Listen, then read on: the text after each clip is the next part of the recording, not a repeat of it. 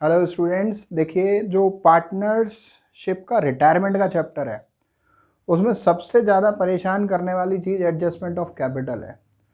उसमें भी ये वाला पर्टिकुलर क्वेश्चन है जो मैंने बोर्ड पर आज ड्रॉ कर रखा है, जो आप सीखोगे और इसको सीखने के बाद आपका जो डर है एडजस्टमेंट ऑफ कैपिटल अकाउंट का, रिटायरमेंट के चैप्टर का, चाहे वो डेथ के बाद एडजस्टमेंट ऑफ कैपिटल को डील करना हो या पीसी पार्टनर के रिटायरमेंट के बाद एडजस्टमेंट ऑफ कैपिटल को डील करना हो, वो डर आपका निकल जाएगा।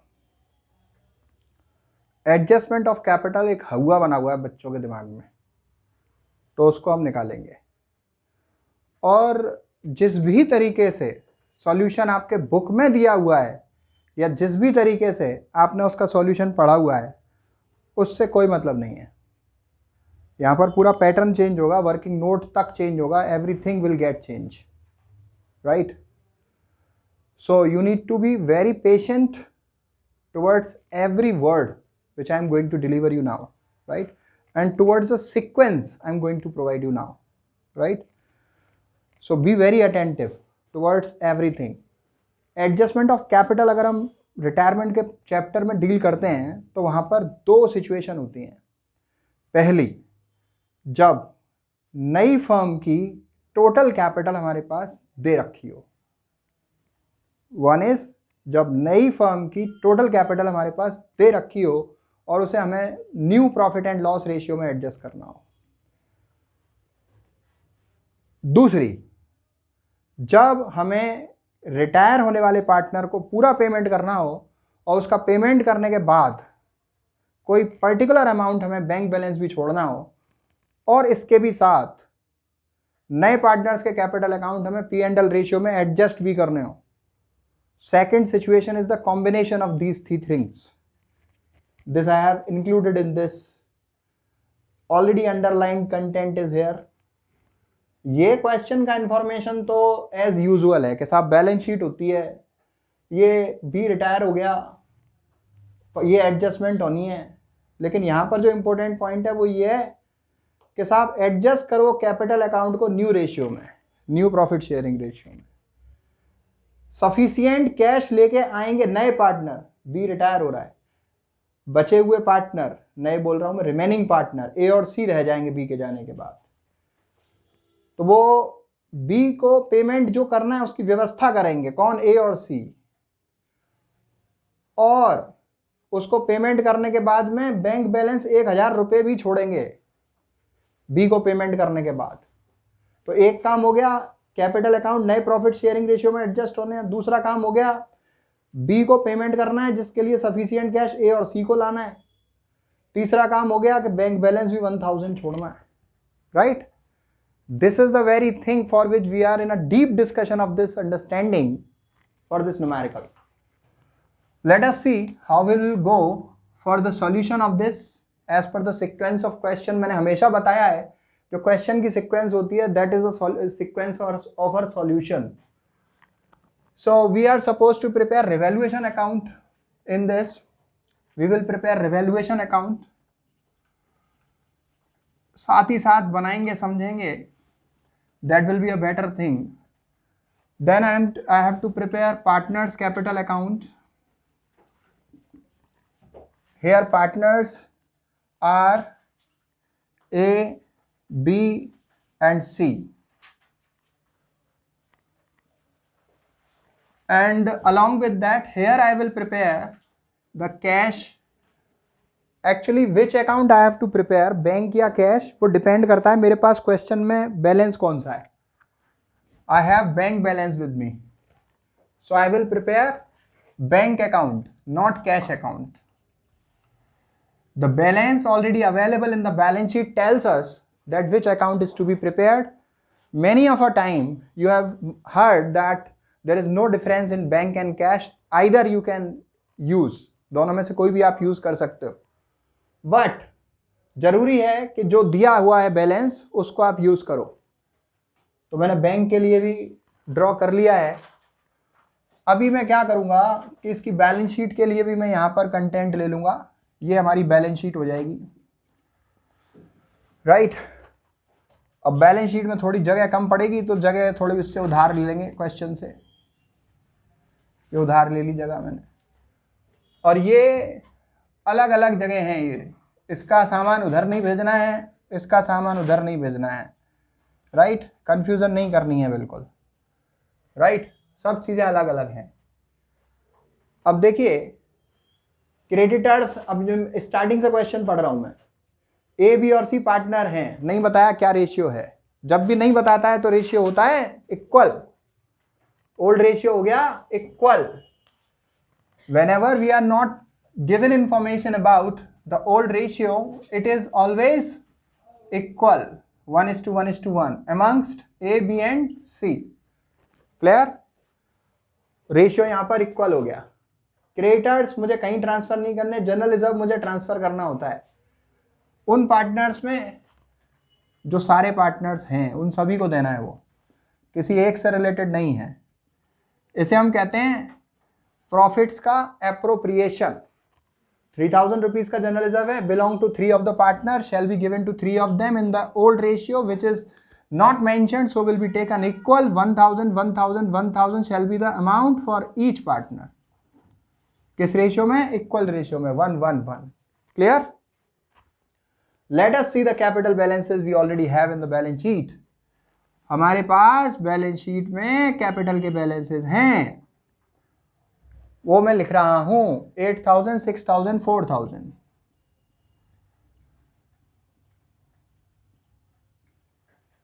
देखिए साहब, मैंने कैपिटल ट्रांसफर कर दिया, जनरल रिजर्व बांट दिया है। बैंक का बैलेंस 6496 बैंक अकाउंट में लिख देता हूं, to balance brought down 6496, right, to balance brought down. Debtors हैं, स्टॉक है, फर्नीचर है, इनको कहीं नहीं ले जाना होता है अभी रिटायरमेंट का जब हम चैप्टर करते हैं तो। एडजस्टमेंट देखिए, एक एक करके समझिए ढंग से कैसे यूज करनी है सॉल्यूशन में। बी रिटायर हो गया, टाटा बाय बाय कहने का टाइम आ गया बी को, लेकिन ऐसे नहीं है, पैकिंग करके लेके जाएगा ये। जो भी अभी तक इन्होंने बिजनेस में लगा के रखा है, जो भी इससे रिलेटेड है, इसका हक है, वो लेके जाएगा ये। सब्जेक्ट टू फॉलोइंग कंडीशन, तय हुआ कि स्टॉक फर्नीचर 5% और 10% से कम होंगे। स्टॉक और फर्नीचर एसेट की वैल्यू को कम करते हैं, और एसेट की वैल्यू को कम करते हैं तो नुकसान होता है, और नुकसान होता है तो रिवैल्यूएशन के डेबिट में जाता है। ठीक है, तो स्टॉक हमारा कितने का दे रखा है? 10,600 का है। इसका 5% में कैलकुलेट करूंगा तो 530 आता है। इसको मैं रिवैल्यूएशन के डेबिट में लिख देता हूं 530। एसेट की वैल्यू मैं हिंट भी लिख देता हूं, एसेट की वैल्यू कम होगी तो डेबिट में आएगी, बढ़ेगी तो क्रेडिट में आएगी। लायबिलिटी की वैल्यू बढ़ेगी तो डेबिट में आएगी, घटेगी तो क्रेडिट में आएगी। ये दोनों चीजें नुकसान लाती हैं, और नुकसान डेबिट में आते हैं। एसेट इंक्रीज होने से और लायबिलिटी डिक्रीज होने से फायदा होता है, वो क्रेडिट में आते हैं। स्टॉक को 5% कम करने के लिए कहा था, हमने दिखा दिया डेबिट में एसेट से स्टॉक। दूसरी चीज क्या कम करनी है? फर्नीचर कितने परसेंट से कम करनी है? 10%। 2000 का फर्नीचर का अमाउंट है, बैलेंस शीट में देखो आप 10% कैलकुलेट करोगे 200 आएगा।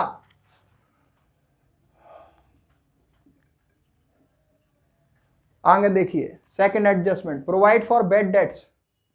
बैड एंड डाउटफुल डेट्स के लिए प्रोविजन बनाना है। प्रोवाइड माने प्रोविजन, 5% बनाना है। डेटर्स को रिड्यूस कर रहा है ये, एसेट की वैल्यू कम हो रही है, रिवैल्यूएशन के डेबिट में जाएगा। डेटर्स हमारे 9000 के हैं, जिसका 5% 450 आएगा, रिवैल्यूएशन के डेबिट में दिखाइए। 9000 का 5% 450। Is that okay with everyone? Listen carefully, ठीक है यहां तक? अब देखो बच्चों, दो एडजस्टमेंट कर चुके हैं हम। रेंट आउटस्टैंडिंग है 260 का, मैं देखूं ऊपर रेंट है बैलेंस शीट में? रेंट क्या क्वेश्चन में बैलेंस शीट में रेंट नहीं है, लेकिन एडजस्टमेंट में रेंट आउटस्टैंडिंग है, तो ये अनरिकॉर्डेड एडजस्टमेंट है। और जब भी अनरिकॉर्डेड एडजस्टमेंट होती है तो वो हमें डील करनी होती है रिवैल्यूएशन में भी और नई बैलेंस शीट में भी। तो रेंट आउटस्टैंडिंग अनरिकॉर्डेड लायबिलिटी हो गई। लायबिलिटी इंक्रीज हो रही है साहब, लायबिलिटी इंक्रीज हो रही है तो फायदा हो रहा है, नुकसान हो रहा है? नुकसान हो रहा है। लायबिलिटी बढ़ती है, पेमेंट ज़्यादा करना पड़ेगा, नुकसान है। तो ऐसा कोई भाई नहीं निकल के आना चाहिए कि साहब लायबिलिटी बढ़ती है तो फायदा होता है। समझ लेना इस बात को। तो रेंट आउटस्टैंडिंग 260, रिवैल्यूएशन के डेबिट में दिखा दीजिए, नुकसान है। फिर इसके बाद देखते हैं, गुडविल 4200 रुपये की बनी, गुडविल 4200 रुपीज की बनी, राइट। इसमें से हमारे जो पार्टनर हैं, अभी मैं यहाँ लिख देता हूँ, वैल्यूएशन ऑफ गुडविल 4200 दिया है, तो शेयर, हमारे शेयर का जो जा रहा है बिजनेस से, इक्वल शेयर है 1/3, तो 1400 रुपये की उसकी गुडविल बन रही है। कितने की बन रही है? 1400 रुपये की उसकी गुडविल बन रही है, ये उसको हमें देना है, राइट। लेकिन न्यू रेशियो भी है हमारे पास 5:3, ये इंपॉर्टेंट बात है। न्यू रेशियो कितना है हमारे पास? 5:3। और जब भी हम रिटायरिंग पार्टनर को गुडविल देते हैं तो वो गेनिंग रेशियो में देते हैं, तो वो मुझे कैलकुलेट करना पड़ेगा। तो वो मैं कैलकुलेट करता हूँ कि गेनिंग रेशियो कितना अभी बनेगा यहाँ पर। तो आप देख सकते हैं कि old ratio, new ratio minus old ratio gaining ratio होता है, new ratio minus old ratio. तो what is the new ratio? 5/8। New ratio दे रखा है ना 5:3, उसमें से ओल्ड रेशियो 1/3 लेस कर दीजिए आप, कितना आ जाएगा? 24। 8 3 जा 24, 3 5 जा 15, माइनस 3 8 जा 24, 8 1 जा 8, 7/24। क्लियर? अभी देखिए ये गेन किसका आया है? ए का। ए तो हाँ, अब सी का और निकालो साहब, सी का भी गेन निकालना है मेरे को। तो सी के लिए 3/8 में से मुझे 1/3 ओल्ड रेशियो लेस करना है। 24 8 3 जा 24, 3 3 जा 9, 3 8 जा 24, 8 1 जा 8, 5/24, राइट। तो रेशियो क्या आ गया? 7:5 आ रहा है। दोबारा चेक कर लो कैलकुलेशन, कोई दिक्कत वाली बात नहीं है। अब देखो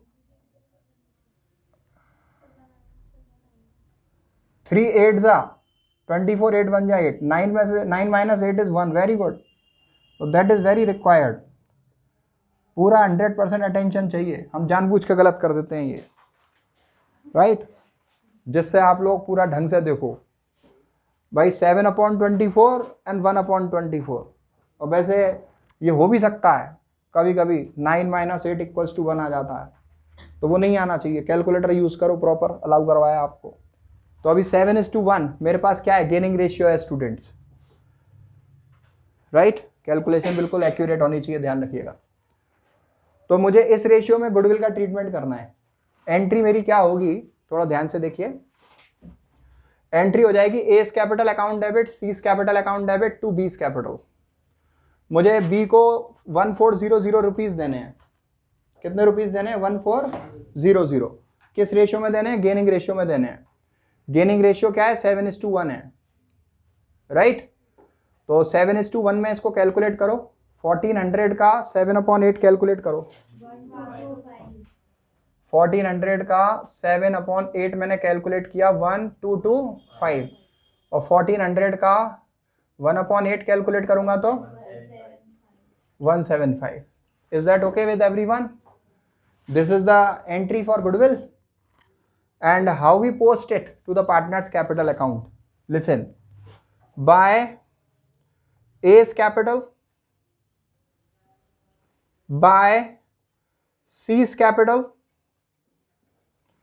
in the column of B with the amount we calculated 1225 and 175. Is that okay?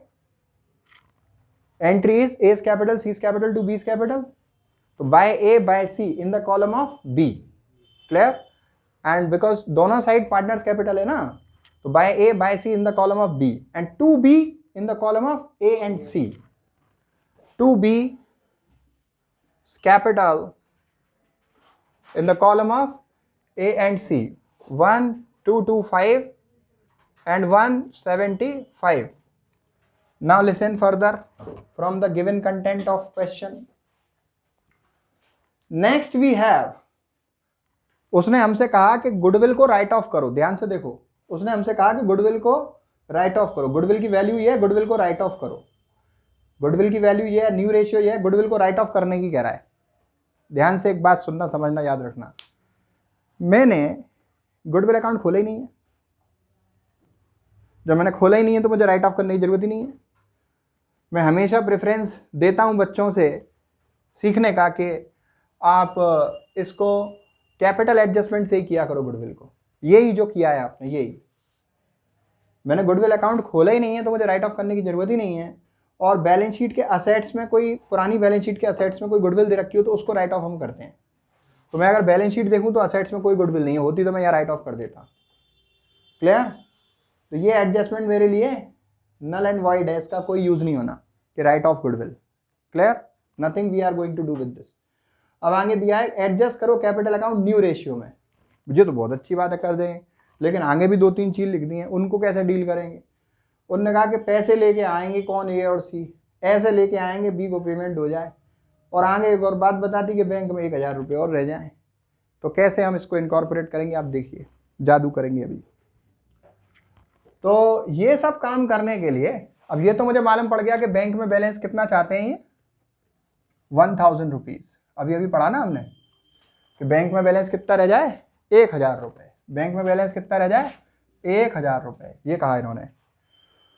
और कैपिटल भी एडजस्ट हो जाए। जब ऐसा हो सवाल, आई एम रिपीटिंग दैट, जब ऐसा हो सवाल कि हमें पार्टनर्स के कैपिटल को न्यू रेशियो में एडजस्ट करना है, रिमेनिंग पार्टनर्स के कैपिटल को, ए और सी को, और जो रिटायरिंग पार्टनर है उसको पेमेंट भी करना है, सफिशिएंट कैश रिमेनिंग पार्टनर ए और सी लेके आएंगे, और कैश बैलेंस भी छोड़ना है। तो ऐसी सिचुएशन में हम जो नई बैलेंस शीट है हमारी, वो वर्किंग नोट का काम करती है। This is a very big hint that I am going to give you now, right? हमारी जो बैलेंस बुक में नहीं सोल्व हुआ है ऐसे, ना एग्जाम्पल ना question, right? This is the technique, I am giving it to you now, right? So what we do, balance sheet in this case we prepare works as working note। जो balance sheet में बनाऊंगा वो working note का काम करेगी। देखो कैसे मैं कैपिटल अकाउंट निकालूंगा। बैंक का बैलेंस मुझे मालूम है कितना चाहिए, मुझे 1000 चाहिए कि नहीं चाहिए। नई बैलेंस शीट में डेटर्स में क्या होगा, डेटर्स 9000 थे कि नहीं थे। उसमें पीवीडी कितनी बन गई थी, 450 की। इसको लेस कर दो तो कितना हो जाएगा, ये 8550। कितना हो जाएगा, 8550। डेटर्स के बाद देखना क्या है, स्टॉक।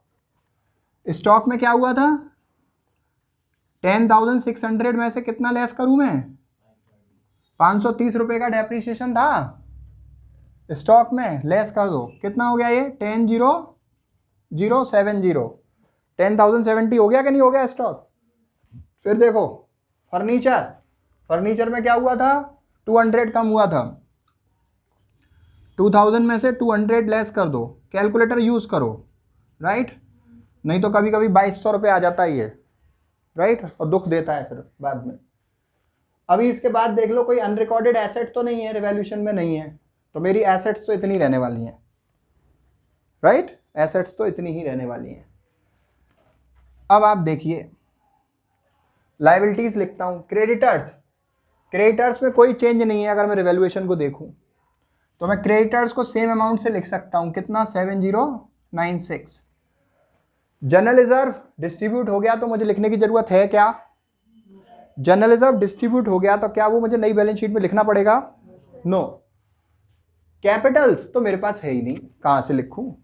ये तो परेशानी वाली चीज है भाई, इसी परेशानी को तो दूर करने के लिए बैलेंस शीट बना रहा हूं मैं। देखो अभी एक आउटस्टैंडिंग रेंट है, अनरिकॉर्डेड लायबिलिटी 260 की, वो भी मुझे लिखना पड़ेगा। आउटस्टैंडिंग रेंट कितना, 260। अच्छा और चीज देखो आप, स्टॉक डील हो गया, चेक कर लेते हैं बस एक रिवैल्यूएशन से। स्टॉक डील हो गया, फर्नीचर डील हो गया, पीवीडी डील हो गया, आउटस्टैंडिंग रेंट डील हो गया, मतलब अब बैलेंस शीट में मुझे और कुछ नहीं डालना। अब देखो क्या करूंगा मैं, अब मैं बैलेंस शीट में एसेट्स के टोटल में से लायबिलिटीज लेस कर दूंगा, और जो अमाउंट बचेगा मेरे बचे हुए पार्टनर्स की कैपिटल कहलाएगा।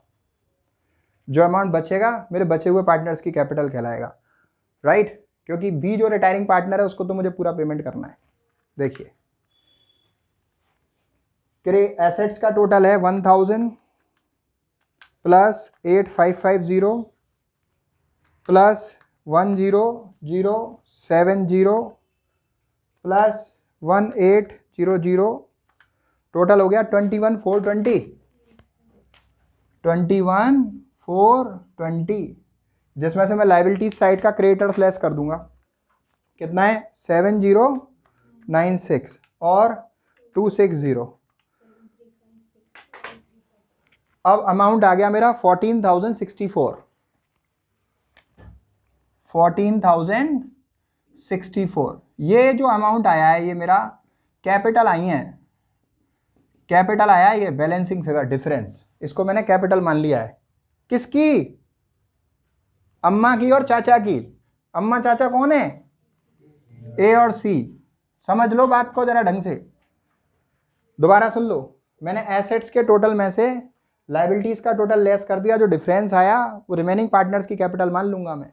बी का तो कुछ लिखना ही नहीं है ना, उन्होंने कहा बी को पूरा पेमेंट हो जाएगा तो मुझे बी का लोन फोन तो लिखना ही नहीं है ना। तो ये 14,064 कैपिटल आ गई ए और सी की, अम्मा की और चाचा की, राइट? जय हो। 14064। अब इसको न्यू रेशियो में बांट दो बच्चों, यहाँ मेरे पास जगह कम है, तो न्यू रेशियो क्या है? 5:3 है।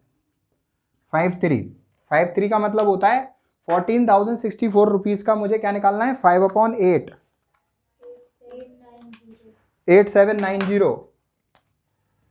ध्यान से सुन लो तभी बनोगे हीरो। 8790 और इसका 5274। जो वही तुम्हारी बैलेंस शीट कंप्लीट। देखा था? बैलेंस शीट पहले बन गई, रिवैल्यूएशन तक का आंसर निकाला नहीं है, हैं? ऐसा भी होता है कभी कभी, तो ऐसा भी करना सीखो आप, कोई दिक्कत वाली बात नहीं है। देखो बेटे, अब मेरी बैलेंस शीट बन चुकी, मेरे पास कैपिटल है नहीं। अभी मैं क्या करूंगा? रिवैल्यूएशन का लॉस ही निकलेगा, डेबिट का टोटल ज़्यादा है, क्रेडिट में तो कुछ है ही नहीं। बाय पार्टनर्स कैपिटल अकाउंट क्या ट्रांसफर करूं? लॉस। अम्मा बाबा और चाचा को बांट दो। कैसे बांटोगे? बराबर के रेशियो में। कितने का है लॉस टोटल? 1440। इसको मैं इक्वल बांटूंगा, 360 360 360 बटेगा। पुराने पार्टनर्स का रेशियो इक्वल है, सही है साहब? टू रिवैल्यूएशन अकाउंट, ये बाय से तो टू में आना है ना, टू में होता प्रॉफिट तो बाय में जाता। समझ में आती है बात? 360 360 एंड 360। अच्छा, ये भी हो जाता है कभी कभी, 480 आएगा जल्दबाजी में, मतलब अच्छा काम हो जाता है, अब कभी कभी खराब भी हो जाता है। 480 हो गया। इसके लिए आप एक काम कर सकते हो, देखो गलत ना हो उसके लिए हीरो बनने की जरूरत नहीं है। 1440 को 3 से डिवाइड करके देख लो, 480 आ जाएगा, ठीक है?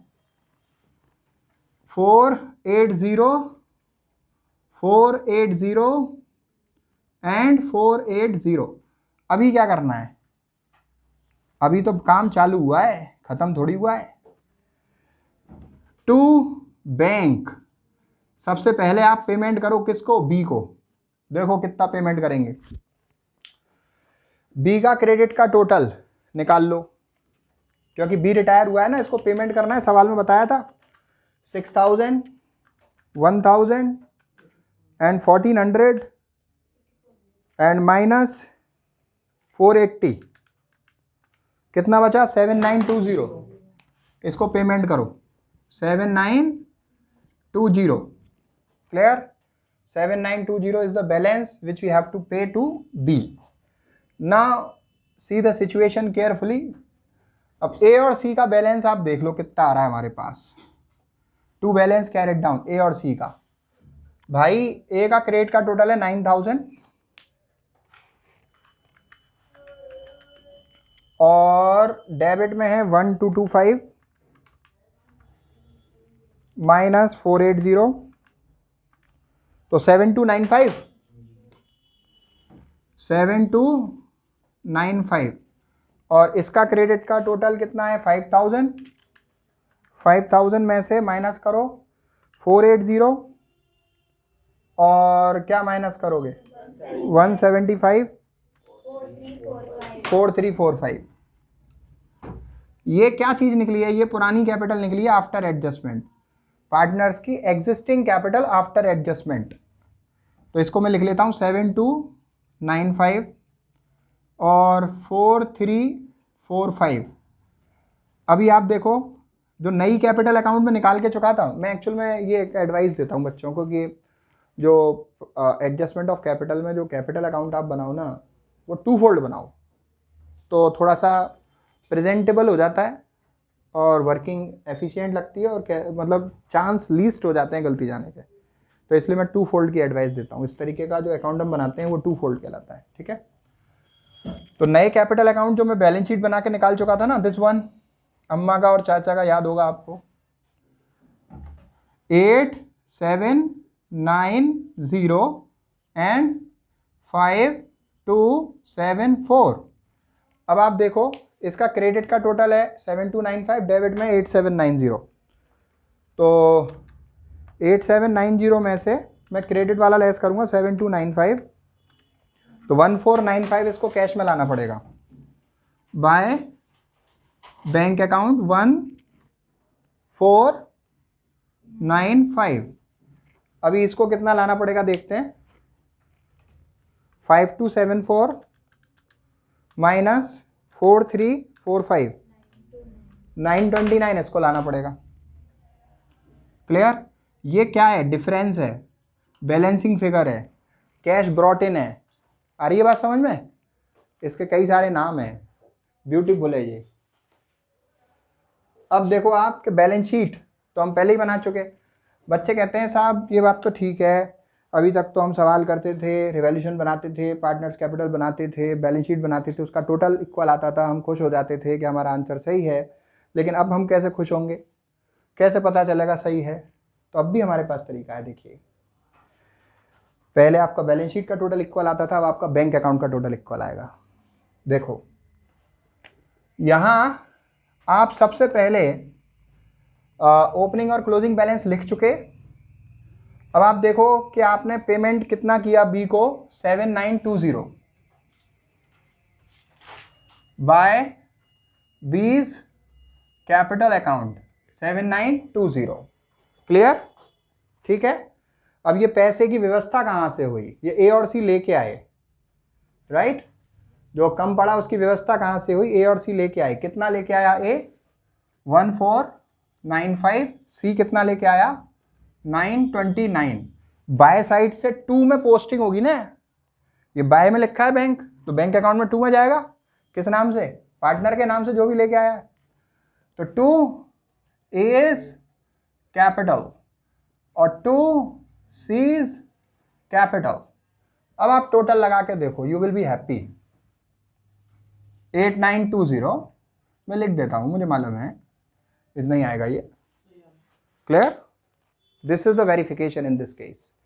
नाउ लिसन, कोई मुझसे पूछ सकता है इस लेक्चर को देखने के बाद, क्या आप बताइए कि आपने पेमेंट उसको पहले कर दिया, पैसे आपके पास थे नहीं, पैसे ये बाद में लेके आ रहे हैं, राइट? हो सकता है कोई कमेंट कर दे। तो साहब उसका आंसर, मेरी बात सुनो, ये है कि आपके पास कई सारे चॉइसेस हैं। आप इसको सिंगल फोल्ड भी बना सकते हो, हमें कोई समस्या नहीं है। आप ये वाले बैलेंसेस यहीं लिख दो और डिफरेंस बाय बैंक वहीं के वहीं आ जाएगा, ऊपर ही, नीचे का फोल्ड बनाना नहीं पड़ेगा आपको। जैसे जो नए बैलेंसेस थे ना आपके 8790 और 5274, ये पुराने बैलेंसेस की जगह यहीं लिख दो, फिर वहीं की वहीं आप निकाल लो, डेबिट के टोटल में से क्रेडिट घटा के बाय बैंक अकाउंट। क्लियर? तब भी मैच हो जाएगा। एक दूसरी बात और, एक तरीका तो ये हो गया जो ये कर रखा है बोर्ड पे, दूसरा तरीका जो हो गया मैंने जो बताया अभी के 2 फोल्ड मत बनाना, सिंगल फोल्ड बनाना।